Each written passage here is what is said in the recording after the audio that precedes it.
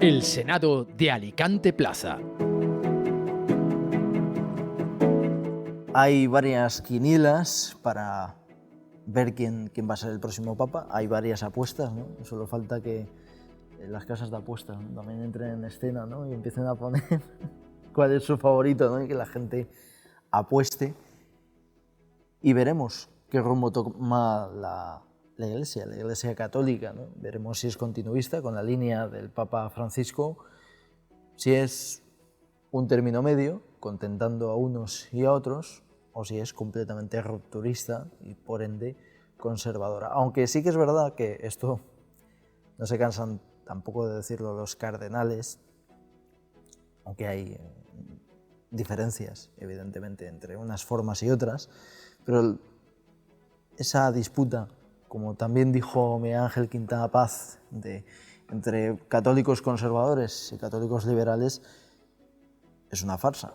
O, si quieren, para ahondar más, ¿no?, de católicos progresistas, ¿no?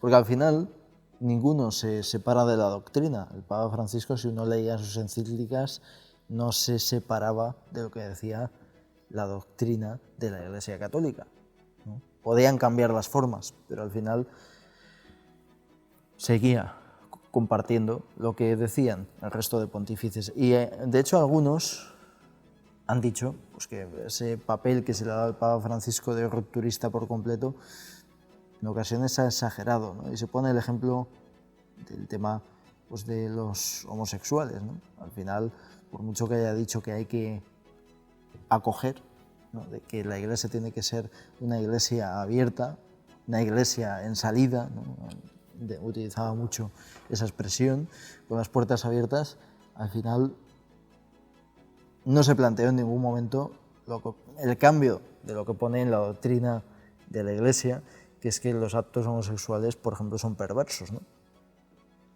Es decir, que tampoco era tan rupturista como parecía, ¿no?, pero cambiaban algunas formas y a lo mejor habría unas vedas que otros no se atrevían a abrir. Habría que preguntarse qué necesita la Iglesia o qué rumbo tiene que tomar la Iglesia. Creo, con toda humildad, que deberían cambiar muchas cosas.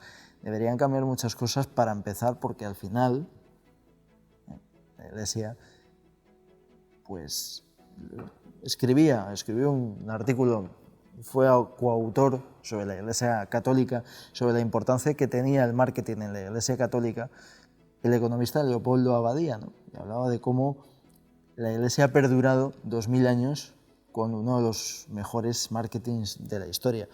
Pero, desgraciadamente, el mayor marketing tiene que ver también con esa responsabilidad social que la Iglesia la tiene, pero que a veces, en ocasiones, no está actualizada. Me estoy refiriendo pues, a determinadas aperturas de mente, aunque sí que es verdad que, como decía Chesterton, la Iglesia, no necesitamos tampoco una Iglesia que nos dé siempre la razón, pero creo que se debería hacer cierta autocrítica de cuando uno va a las iglesias y la media de edad es de 80 años. Un servidor se ha preguntado más de una vez qué va a pasar dentro de 10 años. ¿Va a estar un servidor solo con el cura? Los fieles que sigamos dentro de 10 años yendo a la iglesia, no va a hacer falta ni siquiera de que el cura celebre misa, simplemente, disculpen la frivolidad, yéndonos con él a tomar una cerveza, va a parecer que es lo mismo que ir a misa, porque son las personas que vamos a ser, el cura y los pocos fieles que queden. ¿Qué autocrítica ha hecho la Iglesia con respecto a eso? Creo que ninguna. O voy más allá. Se podría plantear, y lo plantearemos hoy aquí, en esta conversación, si el cónclave quizá debería de ser más abierto incluso para los fieles, más democrático, porque los fieles no tienen a lo mejor un criterio mejor que el de los propios cardenales. ¿Es el Espíritu Santo el que escoge al Papa o es simple tacticismo político y diplomático? Bienvenidos al Senado de Alicante Plaza. Comenzamos.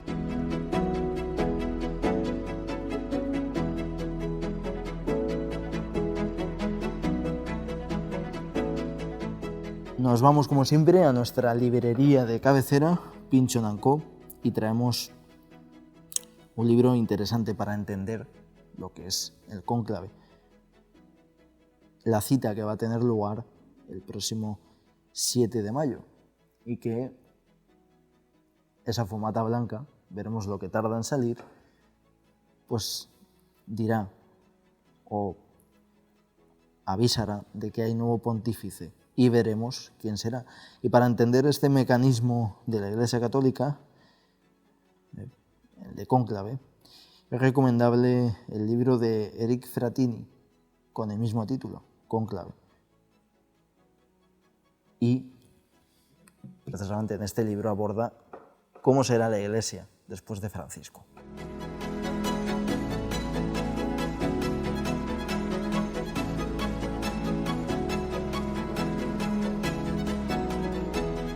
Tenemos, como siempre, mesa de análisis, pero un análisis distinto, más mano a mano, porque al ser un especial quería pues, que fuese más breve de lo habitual, ¿no? Tampoco para...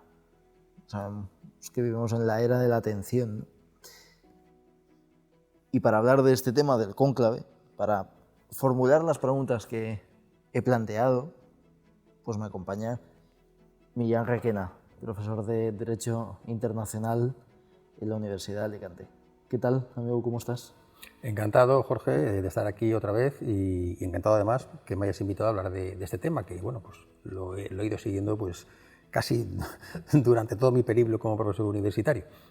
A mí me sorprendió el otro día, ¿no? Cuando me dijiste por WhatsApp que te apasionaba mucho este tema, ¿no? Del tema de la sucesión pontificia y todo eso, ¿no? De la diplomacia vaticana también, ¿no? O sea, no, es un tema muy concreto, ¿no? No sabía que te gustaba. Sí, porque el Vaticano, la Santa Sede, además de ser, digamos, como lo que todo el mundo sabe, que es la cabeza de la Iglesia Católica y para 1.400 millones de fieles, además es un Estado, es el Estado de la Ciudad del Vaticano, es uno de los estados más veteranos que hay en el mundo y la diplomacia vaticana, digamos, es muy activa y ha estado, digamos, resolviendo y presente en una gran cantidad de conflictos como mediador y dada su neutralidad permanente y perpetua. La gente tiene que saber que el Vaticano no es miembro de Naciones Unidas porque no lo puede ser, tiene un estatuto de neutralidad permanente y perpetua, pero por otro lado el Vaticano pues, goza de la confianza de distintas partes en conflictos muy relevantes. Ahora hemos visto una foto que lo dice todo, la foto de Zelensky y Donald Trump en los salones de la Basílica de San Pedro, cuando enseguida le ponen dos sillas, ¿no? los cardenales, para que puedan hablar en un tono mucho más distendido que la discusión tan agria que tuvo lugar en el despacho Oval. Ahí se ve negro sobre blanco, digamos, la relevancia del Vaticano como mediador, como buen oficiante en una serie de conflictos, y quizás incluso tenga que ver mucho en la próxima elección del Papa, ¿no? Un Papa mediador, un Papa diplomático. ¿Tú crees que, ahora precisamente lo que dices, ¿no? De Papa diplomático, ¿crees que es más lo que he comentado en el editorial, tacticismo político, o crees que de verdad se buscan pues, otros temas más espirituales, ¿no? Que se necesita? El otro día comentaban, ¿no? Algunos de que se necesitaba un Papa pues, que tuviese capacidad comunicativa, ¿no? Como tuvo Francisco y más en mayor medida Juan Pablo II, ¿no? Sí, bueno, en todo caso, en el cónclave se van a encerrar efectivamente en una época una época donde se prima la transparencia, las redes, en este caso se van a encerrar sin móviles, se van a encerrar sin ningún tipo de comunicación con el exterior. Hace 20, 30 años o en el pasado era muy habitual, pero ahora nos choca mucho, ¿no? Pese a ello se hace política, ¿no? Ahora mismo se está haciendo política tanto en las congregaciones como en lo que se llaman las murmuraciones, ¿no? Lo que dicen los vaticanistas, el que ha citado es un excelente vaticanista, Eric Fratini, que por cierto es el que asesoró la película Cónclave, y efectivamente en esas murmuraciones se está haciendo política, tanteando, digamos, con los grandes electores, es decir, los kingmakers, que son los grandes, que son los cardenales que por edad no pueden salir, pero sí que aglutinan votos y aglutinan tendencias en torno a un perfil posible de Papa. Entonces ahí sí que se está haciendo política de alguna manera en torno a una línea continuista que es la que continuista del papado, del pontificado de Francisco, o una línea, digamos, que supondría una especie de repliegue a la ortodoxia tradicional de la Iglesia, de la curia, ¿no? En todo caso, como has dicho en el principio, es cierto que el pontificado de Francisco no fue tan reformista y tan rupturista como se ha dicho. Lo fue en algunas cuestiones, pero por ejemplo, estos dos casos que has citado claramente, la comunión a las parejas homosexuales y la comunión también a los divorciados que volvieran otra vez, ¿no?, a la Iglesia, que se podía dar la comunión, eso no se tradujo, por ejemplo, en un decreto canónico. Nunca se tradujo en un decreto canónico publicado en el Acta Apostolica Sedis, que es el BOE del Vaticano. Por tanto, no fue tan rupturista en lo que se refiere a la doctrina social de la Iglesia, ¿no? Sí lo fue en el caso del tema de la pederastia, pero hay que decir que fue durísimo, y eso sí que fue un paso muy importante, pero hay que recordar que también Benedicto XVI también fue el que abrió el agujero en el muro, y luego ya en el muro de la pederastia, y fue ya Francisco quien entró de una forma vehemente y sin ambajes, ¿no? El caso de la conferencia episcopal chilena, donde pues, le llegó manipulada esa información de los obispos chilenos y luego se reunió con las víctimas, fue muy empático con las víctimas y obligó a toda la conferencia episcopal chilena a dimitir. En el tema de la pederastia sí que ha sido muy duro, y eso es muy de agradecer. Ha sido un gran comunicador, ha sido un gran político, efectivamente, muy querido sobre todo en los ambientes, incluso ambientes no cristianos o agnósticos o ateos, ¿no?, por esa cercanía al pueblo y por así decirlo, ser el Papa representante de la periferia, ¿no?, de esto que ahora se llama, lo que digo yo a los alumnos en clase, el sur global, ¿no? Es el Papa del sur global, de los desfavorecidos, de los migrantes, etcétera, ¿no?, de esa serie de países a los cuales él además viajó, ¿no? Además viajó a esos países del sur global y a países europeos, por ejemplo, del centro del sistema, no de la periferia, sino del centro, pues prácticamente España, por ejemplo, no viajó. Y a muchos países, digamos, grandes potencias o superpotencias del sistema, ¿no? Entonces, bueno, pues efectivamente ahora se pretende o ve una línea continuista con ese papado, pero que no sea que no polarice como Francisco polarizó, ¿no?, porque efectivamente con su forma de llevar el pontificado, con su proximidad a los desfavorecidos, con un cambio al menos cosmético, meramente cosmético en algunos aspectos de la doctrina social, pero que no se han plasmado, sí que parecía rupturista, pero en realidad pues no lo fue, ¿no? Entonces, lógicamente, estos dos bandos, el bando reformista, por así decirlo, y el bando conservador, sí que se están posicionando y se está haciendo lobby. El propio Emmanuel Macron se quedó unos días más en el conclave para hacer lobby. Para hacer lobby y que salga, entiendo, sí, un papa de su interés, que entiendo que será francés, ¿no? Bueno, de su interés, en este caso de interés no necesariamente francés, pero sí que puede mover al cardenal Abelín o digamos a los cardenales más reformistas en la línea de Bergoglio, para apoyar, por ejemplo, a uno de los tres candidatos italianos que están en todas las quinielas, que son Parolin, secretario de Estado, son Zuppi, Matteo Zuppi, arzobispo de Bolonia y enviado por el propio Papa Francisco a negociar y a mediar en la guerra de Ucrania, y ha tenido una mediación confidencial bastante, digamos, práctica, obviamente de un punto de vista de aproximar posturas, no se ha conseguido el fin del conflicto, ojalá, entre el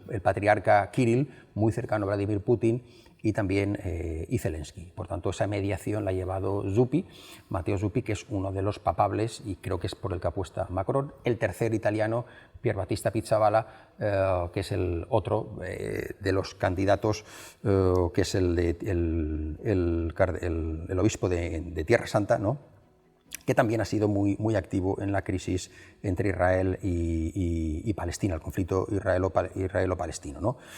También de la línea de Bergoglio. Entonces, sí que se están moviendo las piezas, tanto desde el punto de vista político como desde el punto de vista de los movimientos de la Iglesia, es decir, porque los movimientos también más tradicionalistas, me refiero, por ejemplo, a algunos Opus Dei, Comunión y Liberación, el movimiento neocatecumenálquicos, ¿no?, pues también están, digamos, en esas murmuraciones, ¿no?, viendo cuáles son las posibilidades de los cardenales conservadores, ¿no? O de promover, digamos, un cardenal conservador que supondría un repliegue, digamos, a las posiciones más ortodoxas, ¿no? de la Iglesia. Ahora te preguntaré, ¿no?, un tema que tiene que ver con tema de diplomacia, ¿no?, de intereses, también de sospechas, ¿no?, de un caso en concreto, de un papa, ¿no? Porque estaba pensando, al final la mayoría de papas han tenido, por lo menos los recientes, han tenido pues un impacto en la historia relevante, ¿no? Desde Pío XII hasta Juan Pablo II, ¿no? Uno tuvo un papel más importante de lo que se cree en la Segunda Guerra Mundial, ¿no? Es una figura que de hecho se está hablando de si tendría que ser canonizada, pero por algunas sospechas de que le llegaron a acusar de colaboracionista, cuando él precisamente lo que hacía era todo lo contrario, salvó a muchos judíos, ¿no?, de ser exterminados. Siempre han tenido pues un papel, quizá el más gris fue Benedicto XVI, ¿no?, que era más teólogo, ¿no?, y sí que es verdad que tampoco le tocó pues tener conflictos presentes, ¿no? No fue como Juan Pablo II, que combatió el comunismo desde el pontificado, ¿no?, los regímenes de la URSS, o el propio, lo que he comentado, la Segunda Guerra Mundial con el anterior, ¿no? ¿Por qué digo esto? Pues porque es tan importante, ¿no?, que esté el pontífice que es de tu cuerda, ¿no? Lo digo porque Emmanuel Macron hace lobby, ¿no?, a favor de un candidato en concreto, ¿no?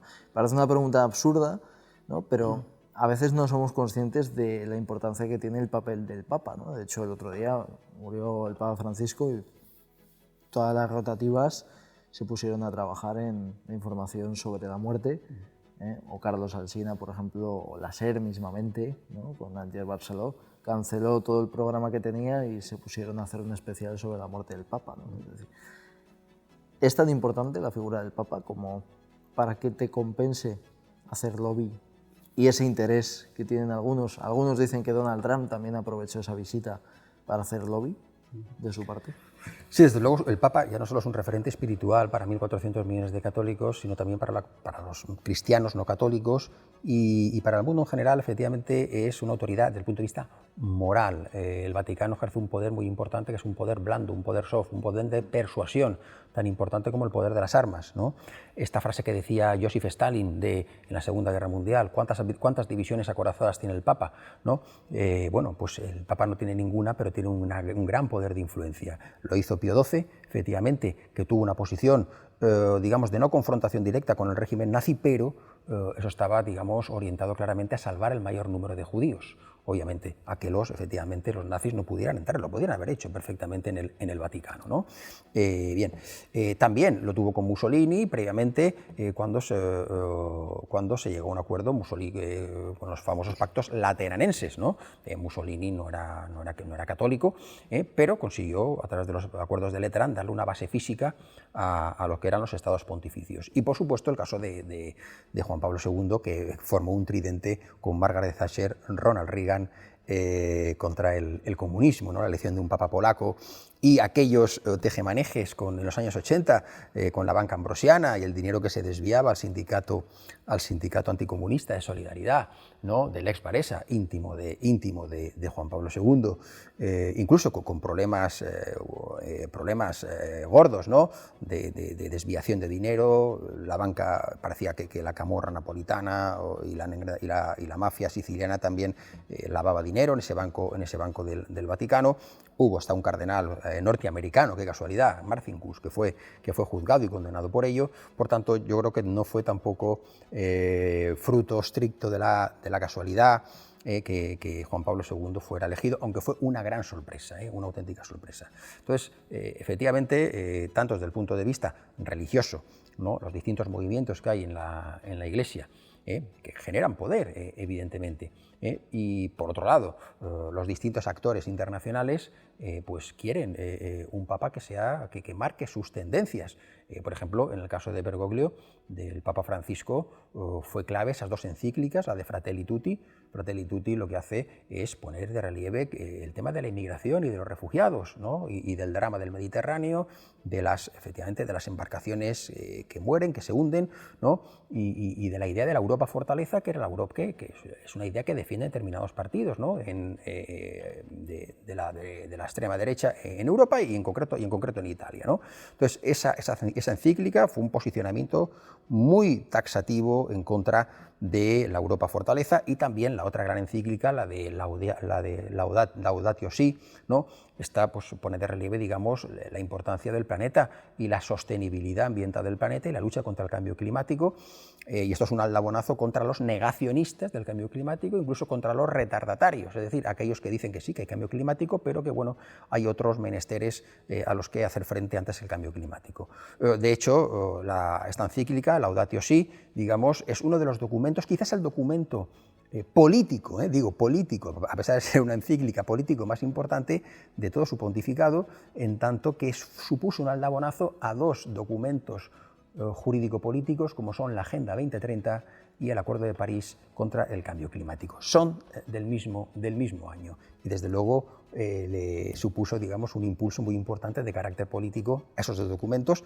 en Naciones Unidas y en la Conferencia de las Partes sobre el Acuerdo de París. Entonces, obviamente, todas, digamos, tanto los movimientos religiosos, distintas órdenes, facciones, como en el plano político, están moviendo ficha, claro. Te hablaba antes, ¿no? Te voy a plantear un tema, ¿no? Que hablabas de Juan Pablo II, ¿no? El otro día veía vídeos, ¿no? de él, ¿no? Antes de estar enfermo, ¿no? Tenía Parkinson, ¿no? Una enfermedad que, desgraciadamente, las nuevas generaciones, como es mi caso, ¿no? las que ya le vimos al final de su pontificado, ¿no? Pues no le vimos en su momento más... Pero cuando se ven vídeos de cuando era más joven, fue uno de los papas más jóvenes de la historia, joder, era un tío que imponía, ¿no? Yo creo que más que los anteriores papas que ha habido, ¿no? Y veníamos, ¿no? Con la elección de Juan Pablo II de un caso inédito, ¿no? No sé si antiguamente habría alguno parecido, ¿no? Pero por lo menos en la etapa moderna de la Iglesia, que es el caso de Juan Pablo I, que es un papa que duró 30 días, ¿no? Voy a ir al grano, ¿no? Hay algunos rumores de que, bueno, que si fue muerte natural, que si le asesinaron. ¿Tú crees que le mataron? Pues hay muchos interrogantes y está el problema de la banca ambrosiana, del dinero desviado, digamos, de la falta de transparencia de las finanzas vaticanas, algo que Francisco sí que lo ha reformado totalmente, eso sí que lo ha hecho a nivel interno, transparencia, ¿no? Y no darle mando en plaza a todas las congregaciones. Entonces, en el caso de Juan Pablo I, pues estaba esta logia, la logia Propaganda 2, P2, ¿no? Una logia, digamos, masónica vinculada a intereses de la masonería y también con conexiones con la mafia napolitana, que bueno, pues no era un papa, digamos, que pretendía de alguna manera darle una vuelta, ¿no? A esos aspectos de transparencia y de desvinculación con poderes fácticos, ¿no? Italianos, ¿no? Que estaban muy incrustados en el Vaticano. Desde luego es muy sospechoso, ¿no? Y también lo es que a continuación pues, se demostrara que sí que había una conexión directa entre la mafia italiana, ¿no? Con el Banco de San Ambrosio, que financiaba a su vez el sindicato Solidaridad, ¿no? De donde le llegaba el dinero a Alex Walesa, ¿no? Para financiar ese sindicato tan ponente que hizo caer a un gobierno tan fuerte como el de Jaruzelski, ¿no? Entonces, bueno, pues fue, digamos, un triunvirato muy relevante y desde luego Juan Pablo II, que adoptó ese nombre en honor a su predecesor, a Juan Pablo I, pues desde luego tuvo un pontificado muy distinto al que hubiera tenido muy posiblemente Juan Pablo I, que no era un papa con ese perfil político y que además parece ser que quería, digamos, desvincularse de esos poderes fácticos italianos, ¿no? Que de alguna manera estaban presentes en el Vaticano, como se pudo comprobar, y hubo hasta condenas, ¿no? Entonces, bueno, cuando apareció muerto el director del Banco Ambrosiano, Roberto Calvi, en un puente de Londres, pues bueno, y esas investigaciones no llegaron nunca digamos, a unas conclusiones claras, ¿no? Hubo varios procesos, efectivamente, pero bueno, pues era muy, muy sospechoso, sí. Había muchas similitudes, ¿no? Entre cuando de hecho eligieron al Papa Francisco, se encargaron de hablar de ellos, ¿no? Había muchas similitudes por lo que dices de ir un poco por libre, ¿no? De Juan Pablo I con Francisco, ¿no? Decían que se parecían bastante en las formas, ¿no? De que eran bastante aterrizados, ¿no? Que ambos huían del boato propio del Vaticano, de esos poderes fácticos que has hablado, ¿no? Para terminar, ¿no? Me gustaría brevemente, pues, y bueno, también puedes dar tus motivos, ¿no? de tu apuesta. ¿Cuál crees o cuáles crees que van a ser, pues, el sucesor de Francisco? Bueno, teniendo en cuenta el cónclave, que es un cónclave muy diseñado por el propio Francisco, el 80% de los cardenales han sido designados por el propio Francisco. De los 133 electores que pertenecen a 71 países, algunos no se conocen entre ellos y algunos incluso no hablan italiano, es un cónclave muy abierto. Está claro que hay unos papables, las apuestas están del lado reformista, estos tres italianos, Parolin, Pizzaballa y Zuppi. Yo, si es por un papable, digamos, que está muy en las quinielas, del lado reformista, apostaría por Matteo Zuppi, por el que está haciendo lobby precisamente Macron, ¿no? Pero puede haber sorpresas también por ese lado, ¿no? Es decir, hay dos. Yo sí que estoy convencido de que va a volver a Europa, ¿eh? No va a repetir un papa latinoamericano, ni siquiera a otros continentes como el asiático. Está el tema de Tagle podría ser el filipino, podría ser un candidato, pero ha tenido problemas de mala gestión de Cáritas Internacional. Y luego está el bloque africano, ¿no? El bloque africano es un bloque, va en bloque, ¿no? Y ya no por Robert Sarah, el candidato, el obispo, el cardenal guineano, que representa la ortodoxia, ¿no? Tradicional, y por el que apuestan buena parte de los cardenales norteamericanos, sino por el arzobispo de Kinshasa, Amdongo. Amdongo, pues, lideró la rebelión, por así decirlo, contra la bendición de los homosexuales, ¿no? Y de forma muy clara, y ha recibido muchísimos apoyos del lado conservador. Digamos que estos apostarían por ese cardenal, por el cardenal Fridolin Ambongo.